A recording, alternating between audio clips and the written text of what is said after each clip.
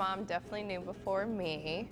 As a toddler, I was always dancing, you know, if she was playing Janet Jackson or if I was watching Dirty Dancing, which I shouldn't have been, I was always mimicking, you know, the moves that I saw. And so conveniently, next door to her job, there was a dance studio called Pat Hall's Dance Unlimited. And so she enrolled me there, and I started taking ballet, tap, jazz, gymnastics, and I just fell in love with it. I never wanted to stop, never wanted to quit. And by the time I got up to high school, I was at a performing arts school, and my teacher was asking me, oh, do you want to go to college for gymnastics, or, you know, and become a coach, or do you want to dance as a profession? And that really struck me, and I think that's when I knew, okay, I want to make dance as my career. And so she helped me get a routine together to go to auditions for schools, and I attended SUNY Purchase for about a year, and then my professor there asked me to come to Ailey. My friends, I hear them talk about Ailey a lot. I grew up in Charlotte, North Carolina, so the only thing I knew about Ailey was this PBS special that I had saw on Revelations. But when I came to the school and saw the way the kids were moving and all the techniques that were offered, I was blown away, and I immediately called my parents and said, I don't think I'm going back to Purchase. I think this is where I belong. And I studied for 2 years under the fellowship program, and then joined Ailey 2, which is our smaller junior ensemble, and then got into the main company. I feel like I have grown up in this organization from a teen to an adult. It's taught me how to open up, how to be how to bring more of a human quality, a natural quality onto the stage during my performance, how to tap into real life experiences. You know, that's what Mr. Ailey's choreography is all about, especially with, you know, his masterpieces like Revelations and Blue Suite. You know, these are blood memories of his, and it's stuff that we all can relate to. And, you know, with me being from the South and growing up in a Baptist church as well, it was something that I could connect to easily. And, you know, even when I left to have my kids, his movement touched my soul so much that, you know, even I was gigging here and there, but it was something that was missing, and it was that soulful quality to his movement. Ready, 6, 7, 8, go! I was in Germany at the time with the company when I found out I was pregnant, and it was like, of course, as soon as I found out, that's when I started to feel sick. I was like, I don't know how I'm gonna do this. I feel sick already. All I want is ice cream, you know, but once you get out on the stage, none of that matters. It disappears. You know, that adrenaline and the energy from the audience gets you through anything you're going through, really. I continued to dance with them, and then I came back home, of course, you know, to make sure everything was okay with the baby, with Savannah.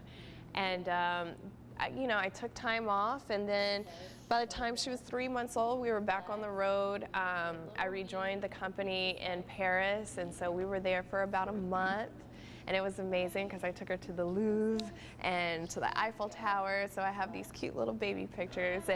But it was tough at the same time because, you know, she was not one to let anyone just hold her, you know. I think she went through, separation anxiety, you know.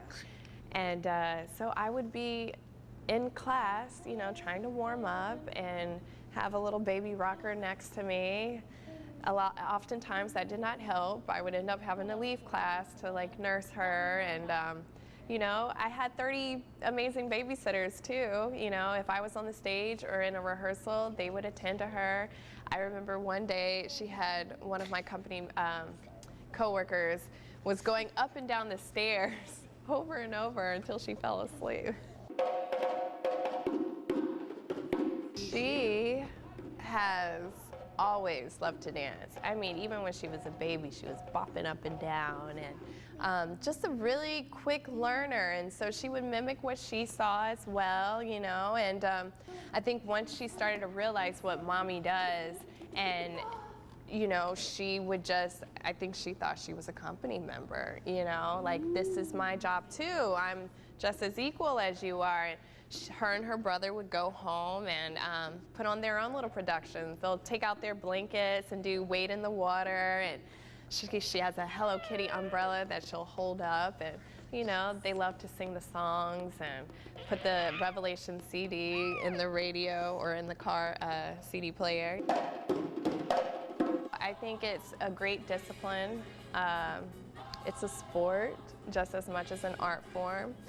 And I think, you know, if dancing for Ailey is something she wants to do, I think that's great. But, you know, oftentimes she also says, you know, she loves Doc McStuffin. So I'm like, yeah, being a doctor is great too, you know. But whatever her heart desires, that's, you know, the most important thing.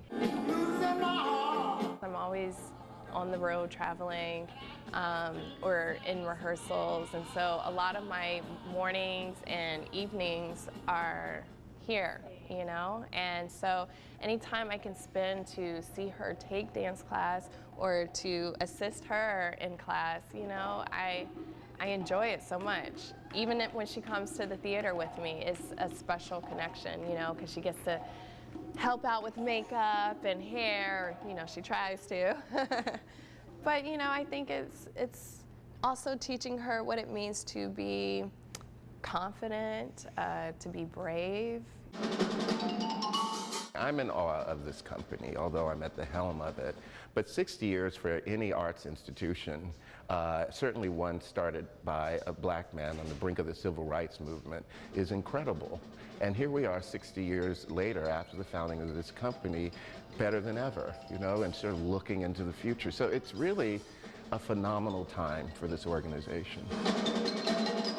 I think he would marvel at where his vision has taken this company. You know, he chose Judith Jamison to take over after he died in 1989. So he had some sense of this company continuing, which is incredible. And not only have we continued, we continue sort of his legacy, that we haven't lost who we are, right? And then to imagine this wonderful building, the Joan Wiles Center for Dance. I mean, incredible. In New York City, to have one of the largest buildings dedicated to dance. I mean, it's just, it's remarkable on all ends of the organization.